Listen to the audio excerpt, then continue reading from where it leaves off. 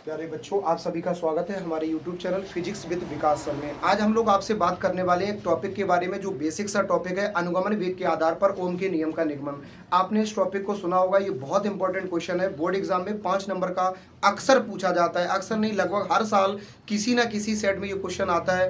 Pre board में, normally आपके half yearly exam में, टर्मिनल एग्जाम में, किसी ना किसी एग्जाम में ये आमतौर पर आपको क्वेश्चन देखने को मिल जाता है। बहुत पॉपुलर क्वेश्चन है। जैसा हेडिंग में उल्लेख किया गया है, हम बहुत एक एक पॉइंट को वीकली देखने वाले हैं, बहुत टाइटली देखने वाले हैं। देखो ध्यान से, अनुगमन वेग के आधार पर।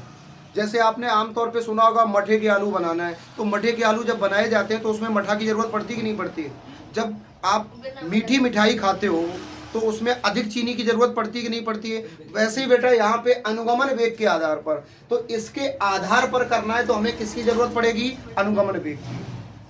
अब कहोगे सर अनुगमन वेग होता क्या है? तो याद रहे, इसके लिए आपको पिछला वीडियो देखना पड़ेगा। और सरल भाषा में बता दें, अगर किसी चालक तार को बैटरी से जोड़ते हैं तो इलेक्ट्रॉनों की विपरीत दिशा, इलेक्ट्रॉनों की विपरीत नहीं, वैद्युत क्षेत्र के विपरीत दिशा में जो इलेक्ट्रॉनों का वेग होता है वही अनुगमन वेग होता है, जिसको अपवाह वेग के नाम से भी जानते हैं।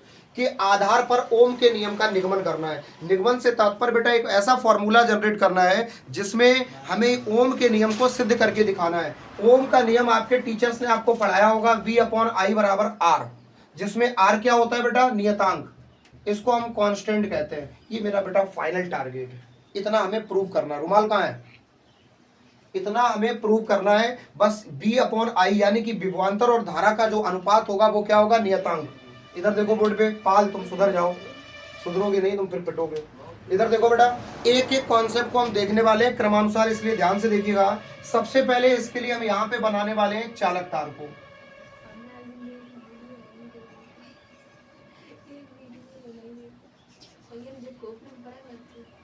ठीक है, मान लिया बेटा मेरे पास एक ये चालक तार है।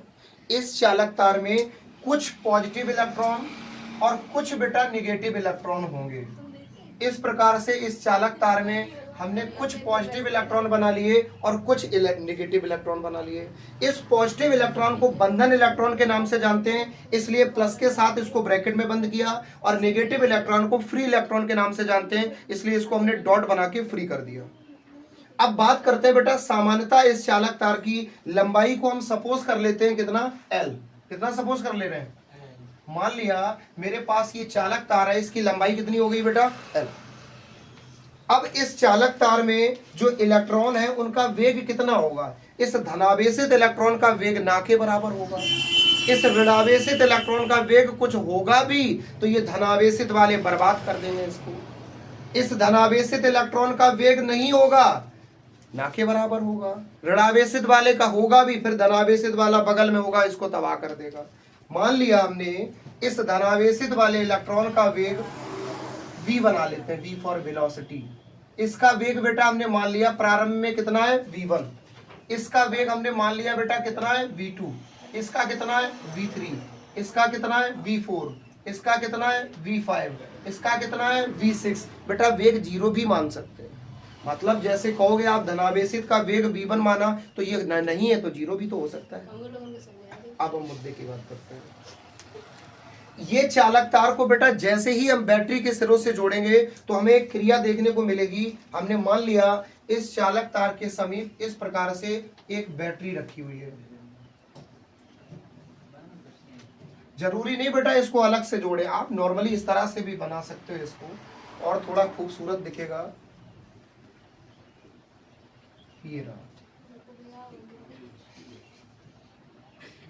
इसका प्लस सिरा ये और माइनस सिरा ये है, और प्लस वाले सिरे से करंट फ्लो होगा। इस प्रकार से बेटा करंट इसमें जा रहा है, यहाँ से आवेश जा रहे हैं, करंट नहीं जा रहा है, एक रूप से समझ लो। यहाँ से आवेश जा रहा है। अब होगा क्या?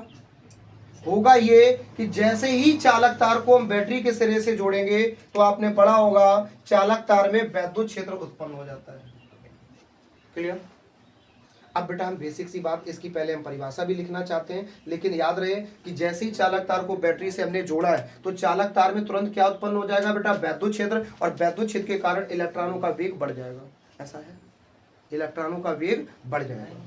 अब सुनो, यहाँ पे वेग कितना हो जाएगा? अभी बेटा वेग अगर v1 है तो इसका वेग बढ़ के हो जाता है प्लस a टॉ1 plus 8/2 plus 8/3 plus 8/4 plus 8/5 plus 8/6। अब कहोगे सर ये कैसे हो गया, इसके लिए आप पिछला वीडियो देख के आइए, वहां डिटेल में आप समझ जाओगे। इसके बाद बेटा अगर हम बात करें यहाँ पे ए का मतलब एक्सीलरेशन से, क्योंकि जब ये इलेक्ट्रॉन गति करना शुरू करेंगे तो इनके विपरीत दिशा में जो त्वरण लगेगा वो ए हो गया। और टॉ इसका क्रांति काल है, दो क्रमागत टक्करों के मध्य लगने वाला समय। डिटेल में पीछे की वीडियो को देख के आइए तब स्पष्ट समझ पाएंगे। सबसे पहले अगर भाषा की बात करें तो आप इतनी भाषा लिख सकते हो, क्या लिख सकते हो, जब किसी चालक तार, जी हाँ ऐसे लिखेंगे, माना कि एल लंबाई का एक चालक तार है, एल लंबाई का एक चालक तार है जिसको जैसे ही बैटरी के स्रोत से जोड़ते हैं तो चालक तार में क्या उत्पन्न हो जाता है, वैद्युत क्षेत्र। और वैद्युत क्षेत्र के विपरीत दिशा में इलेक्ट्रॉनों का वेग हमने मान लिया यहाँ पे वीडी। वैद्युत क्षेत्र की दिशा अगर इधर है तो इलेक्ट्रॉनों के वेग की जो दिशा अनुगमन वेग होगा उसकी दिशा होगी बेटा इधर, जिसको हम ड्रिफ्ट वेलोसिटी कहते हैं। कॉमन सी भाषा है। यहाँ पे अगर हम अनुप्रस्थ काट का क्षेत्रफल यानी किसी चालक तार के प्रति मीटर क्यूब भाग की बात करें तो इसको हम ए मान सकते हैं।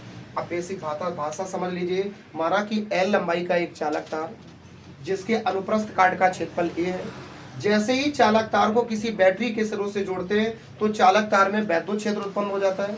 इतनी बात क्लियर हो गई बेटा, चालक तार में वैद्युत क्षेत्र उत्पन्न हो जाता है जिसके विपरीत दिशा में इलेक्ट्रॉनों का वेग वीडी है। इतनी बात लिख सकते हैं भाषा में।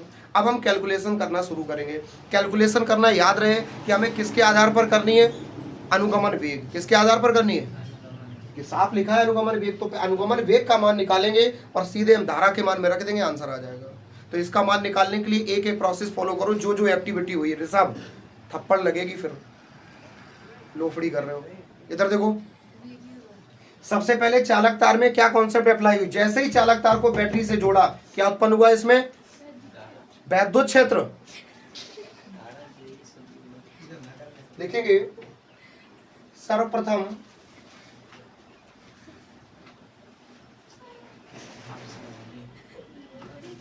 वैद्युत क्षेत्र। देखो बेटा, वैद्युत क्षेत्र के लिए आपने एक यहाँ फॉर्मूला पढ़ा होगा, तीसरे चैप्टर में एक कॉन्सेप्ट है विभव प्रवणता की। ई बराबर वैद्युत क्षेत्र की तीव्रता का मान ऋणात्मक विभव प्रवणता के बराबर होता है, ऐसे करके पढ़ा था। यहाँ से एक फॉर्मूला जनरेट करते हैं जिसको हम लिखते हैं ई बराबर वी अपॉन एल। यहाँ से आया, कैसे आया, विभव प्रवणता पढ़ लो, वहां क्लियर हो जाएगा। तो ई बराबर वी अपॉन एल। तो फाइनली हम कह सकते हैं सर्वप्रथम वैद्युत क्षेत्र के लिए जो कॉन्सेप्ट होगी वो ई बराबर वी अपॉन एल। पहली बात क्लियर हो गई। जैसे ही चालक तार को बैटरी से जोड़ा वैद्युत क्षेत्र उत्पन्न हुआ, और वैद्युत क्षेत्र उत्पन्न होने के कारण इन इलेक्ट्रॉनों पर लगा बेटा बल। कौन सा बल, वैद्युत बल। कौन सा बल लिखेंगे,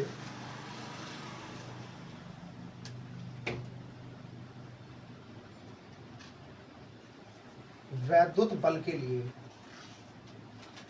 वैद्युत बल बेटा किस पे लगा है, इलेक्ट्रॉनों पर। किस पर लगा, वैद्युत बल इलेक्ट्रॉनों पर लगा है। तो बेटा आप एक बात बताओ, वैद्युत बल के लिए आपने एक फॉर्मेट पढ़ी है, वैद्युत क्षेत्र की तीव्रता ई बराबर एफ अपॉन क्यू, पहले चैप्टर में। तो यहाँ से बेटा हम लिख सकते हैं एफ बराबर क्यू ई, बताओ लिख सकते हैं। तो यहाँ पे जो आवेश है वो किसके रूप में, इलेक्ट्रॉन, तो इसको हम क्या लिखेंगे, ई। अब घबराना नहीं बेटा, ये ई का, ये ई जिज्जी वाला ई नहीं है। हाँ अरे ध्यान से देखो इधर भाई, दोबारा सुनो। वैद्युत क्षेत्र की तीव्रता के लिए आपने पढ़ा है ई बराबर एफ अपॉन क्यू। तो हम यहाँ से बेटा क्यू को इधर ले आओ तो क्यू इंटू ई बराबर एफ, इसे इंटरचेंज करके लिख सकते हैं एफ बराबर क्या लिख सकते हैं, क्यू ई। यानी वैद्युत क्षेत्र के कारण लगने वाला बल हो गया एफ बराबर क्यू ई। लेकिन ये बल किस पर लग रहा है, इलेक्ट्रॉन पर। तो इस क्यू की जगह पे हम क्या लिख सकते हैं, ई। क्या लिख सकते हैं, तो फाइनली बेटा हो गया ई। तो इस ई का मतलब क्या है, इलेक्ट्रॉन पर लगने वाला बल। इस कैपिटल ई का मतलब क्या है, वैद्युत क्षेत्र की तीव्रता। यानी ई का मतलब हो गया इलेक्ट्रॉन पर आवेश, जिसका मान निर्धारित भी है 1.6 इंटू 10⁻⁻19। और इस कैपिटल ई का मतलब है वैद्युत क्षेत्र की तीव्रता। दोनों मान को रखिए। फाइनली हम यहाँ पे लिख सकते हैं वैद्युत बल के लिए, वो भी कहाँ पे, इलेक्ट्रॉन पर। तो वैद्युत बल होता है ई। कोई दिक्कत तो नहीं बेटा, बताओ बताओ बताओ। इस कैपिटल ई की जगह पे हम क्या लिख सकते हैं, लिखेंगे ई का मान रखने पर। देखो बेटा ई का मान यहाँ रखेंगे, ये वाला मान उठा के यहाँ, तो एफ से बोलेंगे नहीं, ई से बोलेंगे नहीं, और कैपिटल ई को छोड़ेंगे नहीं। क्या आ गया, वी अपॉन एफ। कोई दिक्कत तो नहीं बेटा। ध्यान से सुनो, सबसे पहले वैद्युत क्षेत्र लगा, हमने वैद्युत क्षेत्र का मान निकाला। फिर इसके कारण यहाँ पे इलेक्ट्रॉनों पर बल लगा, हमने बल का मान निकाला। लेकिन जैसे ही इलेक्ट्रॉनों पर बल लगेगा इलेक्ट्रॉन चलना शुरू कर देंगे। क्या करना शुरू कर देंगे? इलेक्ट्रॉन वैद्युत क्षेत्र में चलना शुरू कर देंगे। और जब भी कोई पार्टिकल मूवमेंट करता है तो एक्सीलरेशन लगता है कि नहीं लगता है? त्वरण लगता है कि नहीं लगता है? तो हम किसका मान निकालेंगे? त्वरण, जो कि बाहरी बल के कारण होगा। बाहरी बल कहां से आएगा? पाकिस्तान से आया। बाहरी बल आया इस बैटरी के द्वारा जो अतिरिक्त इलेक्ट्रॉन दिए गए वहां से। देखो देखेंगे, बाहरी बल के कारण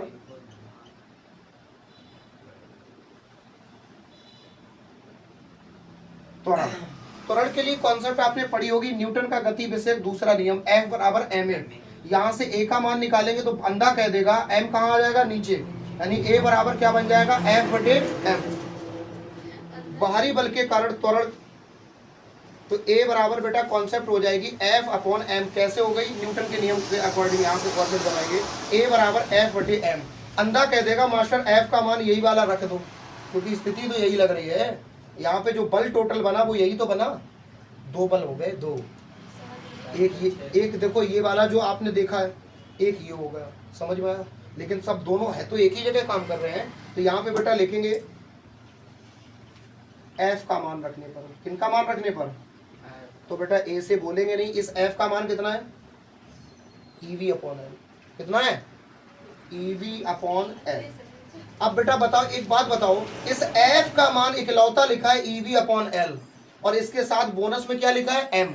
तो यहाँ पे M नीचे लिख दो, कोई दिक्कत तो नहीं। फिर से सुनो, इस F की जगह पे हमने लिखा है EV upon L, EV upon L। M पहले से है, बेचारे को M को भी लिख दो, कोई दिक्कत तो नहीं बेटा। किसका मान निकला है? एक्सीलरेशन का।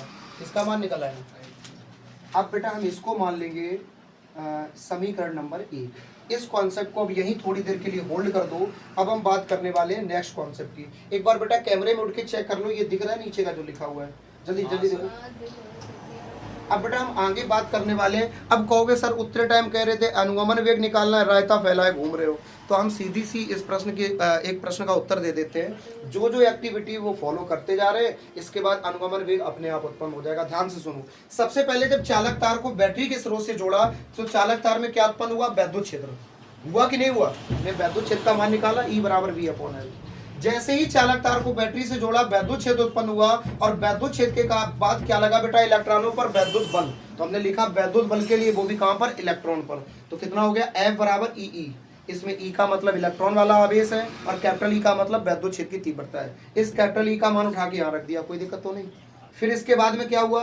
जब इस पर वैद्युत बल लगा, बेचारे चलना शुरू हो गए। और जब इलेक्ट्रॉन चलना शुरू हो गए तो आपको बेटा मालूम है एक स्थिति उत्पन्न हो गई, इलेक्ट्रॉनों में लगेगा त्वरण। तो न्यूटन का गति विषयक दूसरा नियम, A बराबर F बटे M। इस कैपिटल F का मान उठा के यहाँ रख दिया। इतनी बात क्लियर हो गई? अब बेटा इलेक्ट्रॉन जब चलना शुरू हो गए तो इसमें क्या उत्पन्न हो जाएगा? अनुगमन वेग। क्या उत्पन्न हो जाएगा? अमन, मतलब ये इधर से इलेक्ट्रॉन आएंगे, धीरे धीरे धीरे धीरे एक इनका रेंज बन जाएगा। इस प्रकार से इस चालक तार के अंदर इलेक्ट्रॉनों का फ्लो होने लगेगा। यानी कि इस चालक तार के अंदर इलेक्ट्रॉनों का वेग इस प्रकार से चलने लगेंगे। इलेक्ट्रॉन ये इनके घूमने की दिशा होगी इस प्रकार से, और इस साइड की जो डायरेक्शन में इलेक्ट्रॉनों का वेग होगा वो किसको प्रेजेंट करेगा? अनुगमन वेग को। अब इसमें इलेक्ट्रॉन दो चार नहीं होते, हजारों लाखों इलेक्ट्रॉन है, इसलिए इसको हम हल कैसे करेंगे? अब जो अनुगमन वेग निकालेंगे वो सब इलेक्ट्रॉनों का औसत वेग होगा। तो लिखेंगे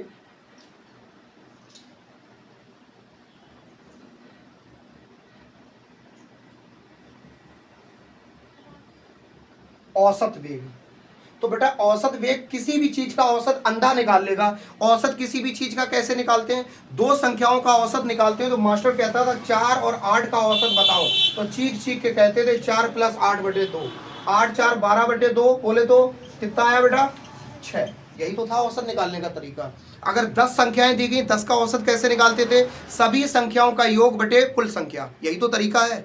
अब इसका वेग का औसत कैसे निकालेंगे? सभी इलेक्ट्रॉनों का कुल वेग। जी हाँ, फिर से सुनो, सभी इलेक्ट्रॉनों का कुल वेग बटे, बटे में क्या?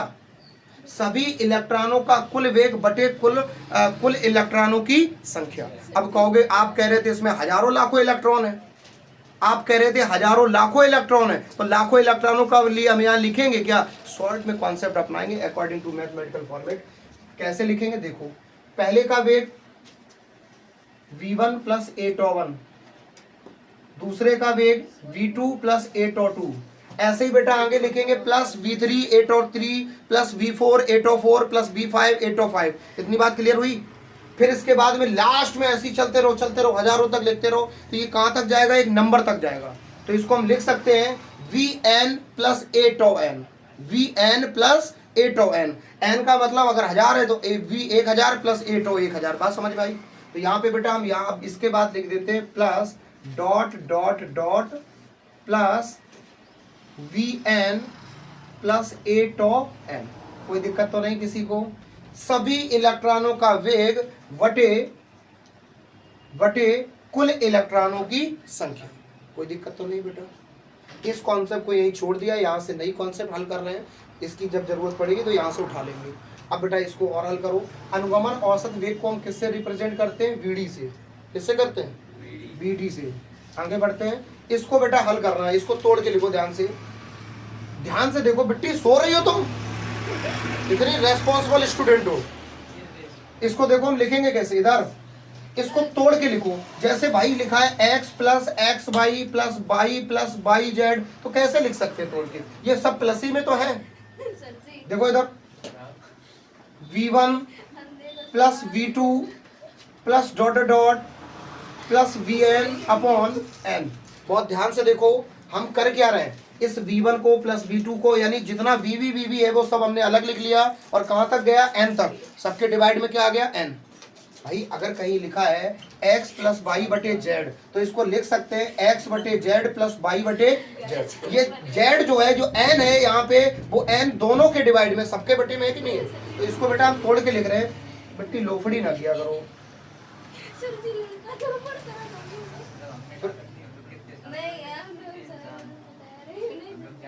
ये बच्चे क्या सोच रहे होंगे कि ऐसा नहीं कि आपकी आवाज नहीं आ रही है, आप जो बोल रहे हो सब रिकॉर्ड होता है इसमें, क्योंकि आपके पास समय नहीं वीडियो देखने का ना, बिजी हो, रेस्पॉन्सिबिलिटी ज़्यादा। इधर देखो, इधर v1 plus v2 plus vn तक गया, सबके बटे में क्या कर दिया, n। इसको तोड़ के लिख रहे हैं। और क्या लिख सकते हैं, 8o1 plus 8o2 plus dot dot plus 8o n बटे में बेटा इसके भी बटे में क्या आ जाएगा, n। क्या आ जाएगा, अब इसको अगर हम और लिखना चाहें तो क्या लिख सकते हैं, Vd बराबर, ये बेटा हमारा टोटल इस वेग को हम कहना चाहें, आपको मालूम है ये प्रारंभिक वेग है v1 plus v2 plus vn बटे n। इस वेग का मान कितना होगा आप बताओ। ये उस समय का वेग है जब चालक तार को बैटरी से नहीं जोड़ा गया था। ब्रेन है कि नहीं है, जब हम उतने टाइम बोल रहे थे हमने समझाया था कि ये चालक तार है, अगर इसको बेचारी बैटरी खसाफ हो गई तब तक। ये बेटा वही बैटरी है जो चालक तार के स्रोत से जुड़ी हुई है। अब एक बात का उत्तर आप ही हमें दे दो, जब इस चालक तार के सिरे से ये बैटरी नहीं जुड़ी थी उस समय इलेक्ट्रॉनों का वेग हमने कितना बताया था, v1 v2 v3, जो कि ना के बराबर था। इसको वेग को हम कितना मानेंगे, शून्य। औसत वेग कितना होगा, वो शून्य। इसको बेटा हम लिखेंगे 0 प्लस, इसमें से सब में से a कॉमन है कि नहीं। देखो ऊपर से बेटा a कॉमन ले लो, इसमें से अंदर क्या बचा, τ1 plus τ2 plus dot dot dot τn, सबके डिवाइड में क्या आ गया, n। आगे बढ़े। ये इसका बेटा औसत वेग का मान कितना हो गया, शून्य, क्योंकि ये उस समय का वेग है जब चालक तार में बैटरी को नहीं जोड़ा गया था तब का। तो उस समय इलेक्ट्रॉन गति नहीं कर पा रहे थे, तो उनके वेग का मान कितना था, शून्य। अब देखो यहाँ पे ये τ1 τ2 क्या है, श्रांति काल हमने बताया था, और सभी इलेक्ट्रॉनों का जो औसत श्रांति काल होगा वो लगभग समान होगा, क्योंकि ऐसा माना जाता है जो श्रांति काल का समय होता है वो 10⁻⁻14 second, that's a lowest time, minimum time होता है। तो यहाँ पे बेटा हम लिख सकते हैं, लिखें क्या, एज अ रूल बना रहने दो, आपको हमने बता दिया इसका मान जो टोटल है वो 0 हो गया, और इतना मान हो जाएगा केवल बेटा τ के बराबर। तो फाइनली हम लिखेंगे Vd बराबर 0 प्लस a, इतना बेटा श्रांति काल का औसत मान जो होगा वो लगभग τ ही होगा। सभी इलेक्ट्रॉनों का जो श्रांति काल है, श्रांति काल का मतलब है दो इलेक्ट्रॉनों के मध्य लगने वाला समय, यानी गति करने वाले दो इलेक्ट्रॉनों की जो क्रमागत टक्कर होगी उसके मध्य जो लगने वाला समय होता है उसको बेटा हम श्रांति काल कहते हैं। और सभी इलेक्ट्रॉनों के मध्य तार के अंदर ये घटना होगी, जो औसत श्रांति काल होगा उसको हम क्या लिखेंगे, τ। तो फाइनली बेटा 0 को जोड़ो इसमें, Vd बराबर a2। कितनी बात क्लियर हुई कि नहीं हुई। अब बेटा समीकरण 1 से a का मान यहाँ रख लो, इसीलिए हमने निकाला, इसकी जरूरत पड़ेगी। देखेंगे समीकरण 1 से VD, ये बेटा औसत पूरा है, ये पूरा औसत है, तो औसत में n भी तो आता है, तो ये पूरा हुआ है टॉ। समीकरण 1 से VD का मान रखने पर, इधर देखो समीकरण 1 का यही तो है बेटा। अरे समीकरण 1 से VD का नहीं, किसका रखेंगे? A का। किसका रखेंगे? A का। देखो एक से रख रहे हैं, एक में नहीं रख रहे हैं, सावधानी से। BD को BD लिखेंगे, इस A की जगह पे क्या लिखेंगे बेटा? EV upon ml, EV upon ml, और यहाँ पे इंटू में क्या है बेटा? Tau. Clear? EV upon ml into में क्या है? टॉ। ये किसका मान निकल आया बेटा? VD का। और VD का ही तो चाहिए था, लेकिन हमें चाहिए विभवांतर और धारा में अनुपात। इसमें देखो कुछ दिखा ना, तो विभवांतर और ना धारा, रायता फैला है। अगर बेटा ओम के नियम का निगमन करना होता हम 2 लाइन में कर देते, लेकिन लिखा है ना अनुगमन वेग के आधार पर, इसलिए अनुगमन वेग के लिए हमें अनुगमन वेग का मान निकालना पड़ा। अब बात समझ में आई? जब हम मठे के आलू मठा से बनाएंगे तो मठा चाहिए, चाहे फेरने में 1 घंटा लगे चाहे 2 घंटे लगे। बात क्लियर है? तो बेटा हमने अनुगमन वेग का मान निकाल आया, इसको मान लेंगे समीकरण नंबर 2। अब एक बात बताओ, जो जब कोई चालक तार बैटरी के सिरे से जुड़ा होता है तो इसमें उत्पन्न हुई धारा का मान कितना होता है? देखिए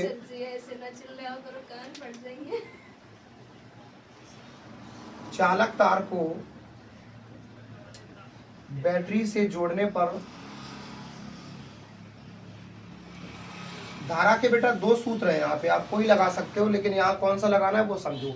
I बराबर Q/T, एक होता है I बराबर NEAVD। ये बेटा अनुगमन वेग से संबंधित है, ये धारा से संबंधित है। अब आपको जानना हो कि ये दोनों फॉर्मूले कहाँ हैं, तो पीछे के वीडियो में देख सकते हो। वैद्युत धारा वाले में ये ऊपर वाला, और नीचे आपको वैद्युत धारा और अनुगमन वेग के संबंध वाले डेरिवेशन में ये वाला फॉर्मूला मिल जाएगा। ध्यान से देखो बेटा, तो यहाँ पे हम BD वाला लगाएंगे क्योंकि हमें BD की जरूरत है। क्लियर? तो देखो हम लिखेंगे I बराबर NEAVD, कोई दिक्कत तो नहीं, बस BD का मान यहाँ रख दो, आंसर आ गया। लिखेंगे समीकरण 2 से BD का मान रखने पर, कोई दिक्कत तो नहीं बेटा। समीकरण 2 से BD का मान ऊपर रख देते हैं, पता नहीं आ रहा बोर्ड की नहीं आ रहा है इतना। देखो बेटा ये इतना आ रहा है। समीकरण 2 से BD का मान कहाँ रखेंगे बेटा? इस समीकरण में। तो लिखेंगे I बराबर, I से बोलेंगे नहीं, N से बोलेंगे नहीं, E से बोलेंगे नहीं, A से बोलेंगे नहीं। A यही है बेटा अनुप्रस्थ काट का क्षेत्रफल, तार का प्रति मीटर क्यूब भाग। VD क्या है? यही VD है। VD का मान रखो EV अपॉन ml, और साथ में क्या लिखा है बेटा? टॉ।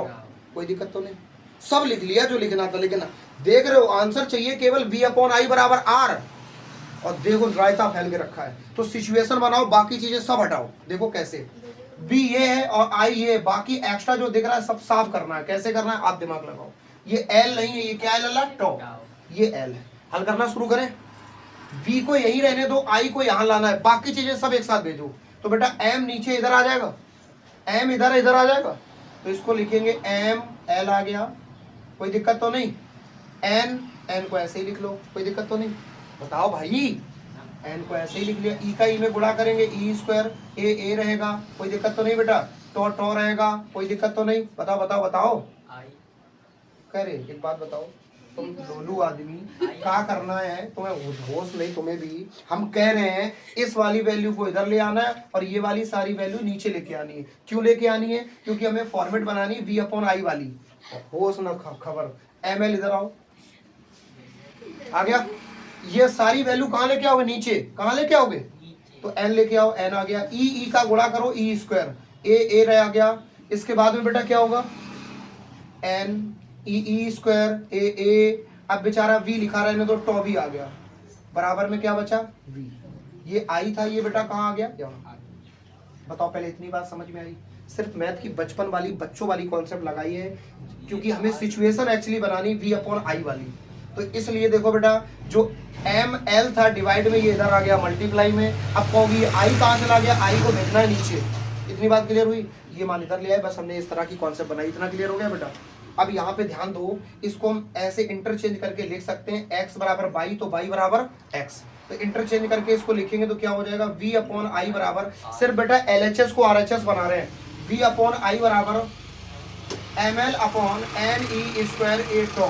अब आपके मन में आएगा मास्टर आंसर तो आ ही नहीं रहा, रायता फैला हुआ है, तो आंसर आ चुका है, बोर्ड पे कंसंट्रेट करिए। ये वैल्यू बेटा कांस्टेंट वैल्यू है, जी हाँ, यानी v अपॉन आई बराबर आप पढ़ते हो नियतांक, उस नियतांक r का मान इतना होता है, यानी नॉर्मली हम लिख सकते हैं v अपॉन आई बराबर नियतांक, और जो नियतांक है जिसको हम रेजिस्टेंस के नाम से जानते हैं, उस r का मान, बोर्ड पे देखो बेटा नीचे आ रहा, लिख दे जल्दी बताओ, बोर्ड पे आ रहा है नीचे, यहाँ आ रहा है कुछ, नहीं आ रहा, लेकिन नीचे नहीं आएगा।